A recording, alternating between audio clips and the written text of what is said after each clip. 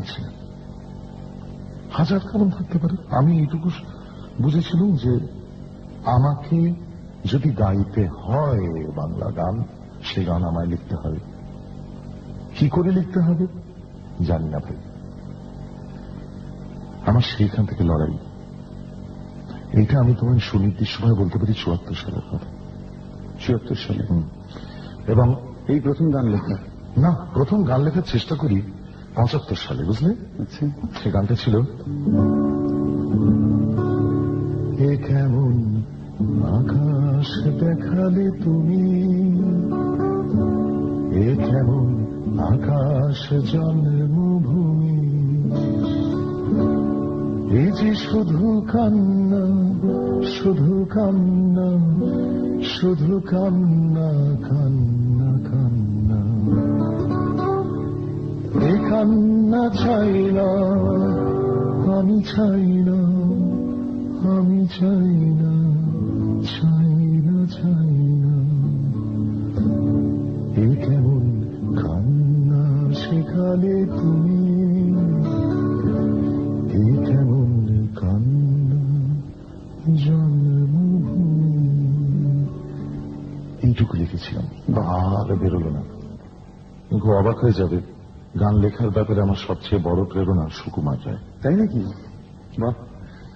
সুকুমার রায় আর একজনের লেখা পড়ে আমার গান লিখতে ইচ্ছে করছে সমানে, অবন ঠাকুর। আমি জানি আমি অনেককে নিরাশ করে ফেলেছি যারা আমার সঙ্গে ডিলানকে এবং আরো বহু সাহেবকে মিলিয়ে ফেলেছেন, কিন্তু সুকুমার রায় না পড়লে গান লেখার কথা আমার অন্তত মাথায় আসতো না। এটা কি আপনি শুনেছেন? আমিও কিন্তু শুনেছি এই কথাটা। হ্যাঁ, শুনছি যে সুমেন চ্যাটার্জি গান শুনলেই মনে হয় যেন কার মতো, হ্যাঁ, নাকি কার গান মনে করি। হ্যাঁ হ্যাঁ হ্যাঁ হ্যাঁ, আর শুনছি, পড়ছি, এবং কানগুলো দেখো আমার অপেক্ষাকৃত ছোট, তা সত্ত্বেও শুনছি, পড়ছি খবরের কাগজে, নানান জায়গায়। না, কারো যদি মনে হয় আমার তো কিছু বলার নেই, মনে হওয়ার উপরে তো নিয়ন্ত্রণ নেই। এখন মতোর একটা ব্যাপার আবার আমাদের সমাজে আছে। যেমন ধরো একটা ছোট্ট ছেলে, সে জন্মানোর সঙ্গে সঙ্গে আমরা ঠিক করে বা মেয়ের জন্য সে কার মতো, বাপের মতো না মায়ের মতো? হ্যাঁ, মুখটুক দেখে আমরা বুঝতে চেষ্টা করি। হ্যাঁ, টিঙ্কু, বাহ, বেশ মায়ের মতো দেখতে গেছিস তো, নাকটা না চোখটা। হ্যাঁ, তিনি তর্ক এবং তাই নিয়ে মন কষাকষি, এমনকি শেষকালে তরকারি আদান প্রদান বন্ধ, অর্থাৎ প্রতিবেশীতে প্রতিবেশী ঝগড়া, এ অব্দি চলে যেতে পারে ব্যাপারটা, কি না কানের লতির কাজটা কিন্তু ছোট মাসির মতো, মানে শেষকালে এই জায়গায় চলে গেল। মতুর ব্যাপার একটা আছে। ধরো একজন একটা পদ্য লিখলেন, কান্দন জীবন্ত দাসের গন্ধ, কেউ হয়তো একটা গান গাইলেন, হেমন্তকে কপি করাটা ছাড়, নাটক করছে সেই শম্ভু মিত্র অজিতের ঘুরে। তুমি যে একজন ব্যক্তি, এটা প্রতিষ্ঠা করতে করতে তোমার মোটামুটি 3-4টে জীবন চলে যাবে সাধারণভাবে। আর না তো পুরোদস্তুর একটা সৈন্যবাহিনী থাকলে না হয় তুমি যুদ্ধ ঘোষণা করতে পারতে। এই মতোর যুদ্ধ আর কি। হ্যাঁ, দেখো মজার কথাটা হচ্ছে কি, যে ধরো একটি মেয়ে শুক্তো রাঁধছেন, নতুন সংসার পেতেছেন, শুক্তো রাঁধতে শিখেছেন, শুক্তো রাঁধছেন। তা শুক্তোটা কি তিনি আবিষ্কার করেছেন? করেননি তো। তা এই হয়তো সেই মেয়েটি, ধরা যাক তার নাম শিবানী, তা শিবানী তার মার কাছ থেকে কিছু আইডিয়া পেয়েছেন, এই মশলাটা ওই সময় দিস, এই করতে করতে হয়তো আরো কারোর কাছ থেকে উনি আরো কিছু পেয়েছেন। এই দেখো বিভিন্ন লোকের প্রভাব ঢুকে পড়ল। তুমি হয়তো উত্তম বাবুর একটা ছবি দেখে দুদিনের জন্য উত্তম বাবুই হয়ে গেল, এভাবে তাকানো শুরু করলে। এখন এইসব কিন্তু ছিল না, ছিল এবং আছে, এবং একটা সরু গোপ না মানুষ হিসেবে থাকবেও। দেখো রবীন্দ্রনাথ যেমন বলছেন যে মানুষ মাত্রই মিশেল চলছে, বন মানুষের মধ্যে কোনো মিশেল নেই, আর মিশেল আছে বলেই তো মানুষ, প্রভাব পড়বেই তো। একটি গান ধরো, আমি জানি কখনো সময় আসে দর্শক শ্রোতা মুচকি হাসে, অর্থাৎ এই গান, যে গানটির কথা বলবো সেটা খবরে কাগজে যার গান, তার নাম কি একাধিকবার ছাপা হয়েছে, অর্থাৎ বব ডিলান। তখনই বলেছিলাম সুমন ডিলানের মতো। বব ডিলানের একটি গান সারা পৃথিবীতে ঘুরে বেরিয়েছে, ব্লোয়িং ইন দ্য উইন্ড। তা সেই গানটা আমাকে তাড়া করে বেরিয়েছে, বুঝলেন? প্রথম যখন শুনছেন গানটা, How many roads must a man walk down before you call him a man? গানটা শোনার পথে 73 সালে ফ্রান্সে গিয়ে আমি প্রথম শুনি। আমার তো চক্ষু চড়ক আছে, সাংঘাতিক গান রে বাবা। যখন আব্বাসুদ্দিনের গান শুনলে ছেলেবেলা থেকে হতো, ফান্দে পড়িয়া বগা কান্দে উনি গাইছেন, যেরকম হতো এই গান শুনে ফেলাম। শচীন দেব বর্মনের কণ্ঠে ঝিলমিল ঝিলমিল ঝিলের জলে শুনলে যেরকম হতো সেরকম হতো। এই গানটাকে আমি ধরার চেষ্টা করেছি, কিভাবে এর থেকে একটা বাংলা গান কি করে বানানো যায়। গানের একেবারে ঠিক শব্দ পদ শব্দ বসিয়ে অনুবাদ হয় কিনা আমি জানি না, সে ক্ষমতা আমার নেই। আমি চেষ্টা করছি ভাবানুবাদ করতে।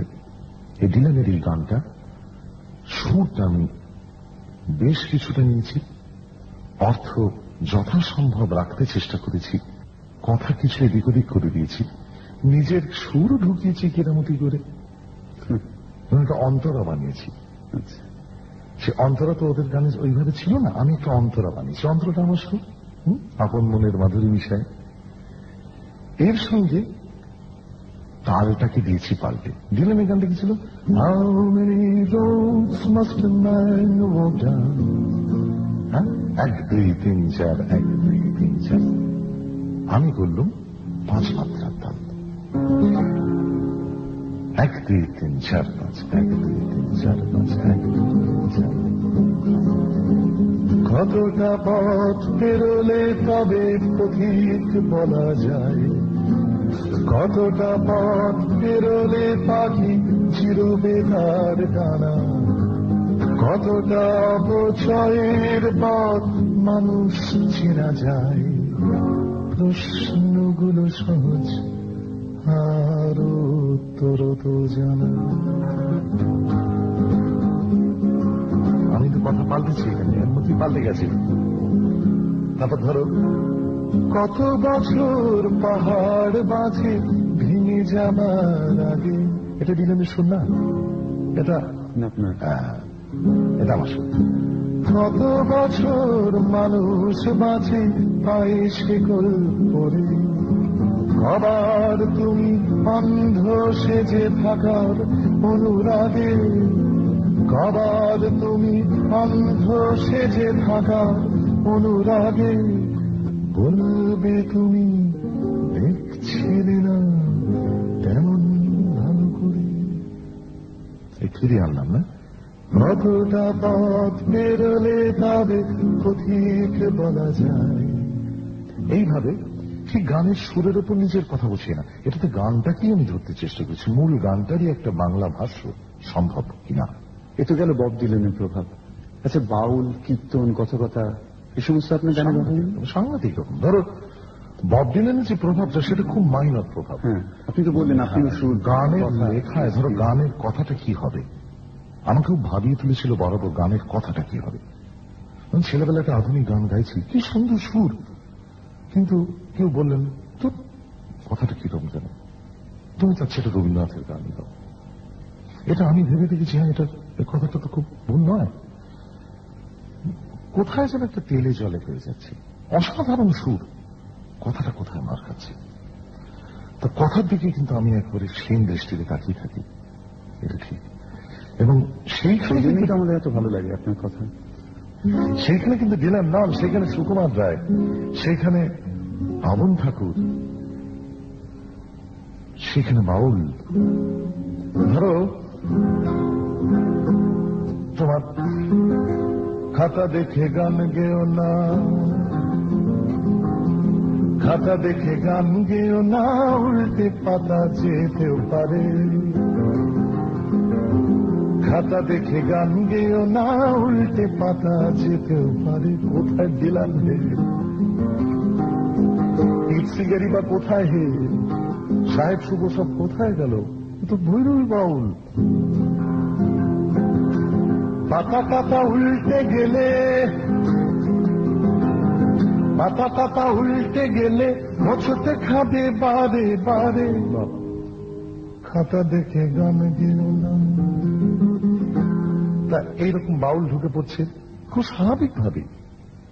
তেমনি ধরো, যদি ভাবো কিনছো আমায় ভুল ভেবেছ, যদি ভাবো কিনছো আমায় ভুল ভেবেছ, কেনা যায় কণ্ঠ আমার দফা দফা, রুজি রোজগারের জন্য করছি দফা।